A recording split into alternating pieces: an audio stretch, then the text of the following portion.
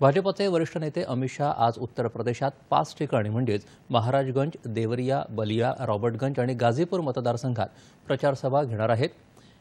मतदानाचे 6 टप्पे पार पडले आहेत। यात रालोआनं 310 जागांचा टप्पा पार केला आहे। अखेरच्या टप्प्यानंतर हा आकडा 400च्या पुढे जाईल असा विश्वास अमित शाह यांनी महाराजगंज इथं घेतलेल्या प्रचार सभेत व्यक्त केला। काँग्रेस 40 जागा देखील मिळवणार नाही असं ते म्हणाले। विरोधकांनी आपल्या पराभवाचं खापर ईव्हीएमवर फोडायचं ठरवलं आहे असं त्यांनी सांगितलं। भाजपाचे राष्ट्रीय अध्यक्ष जे.पी. नड्डा आज झारखंडमध्ये प्रचार करणार आहेत। देवघर जिल्ह्यातल्या साठा इथं ते प्रचार सभा घेणार आहेत।